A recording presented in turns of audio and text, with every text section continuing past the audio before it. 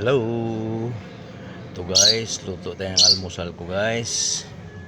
Ano natin ang gulay, haluan natin repulyo, steam natin yung bangos, ibabaw lang natin yung repulyo. More gulay dahil medyo hindi pa bumalik ang normal ng kidney ko.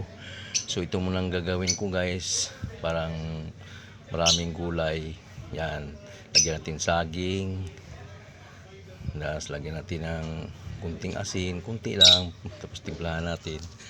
Ayan na guys, ito na magiging almusal ko, parang matulungang bumaba kaagad lang ang aking creatinine. Ito na guys, ito na, pwede na to.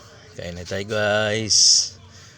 Sana pagbalik ko sa sunod na maging normal na, medyo mataas pa, may niresita pa sa akin ng doktor.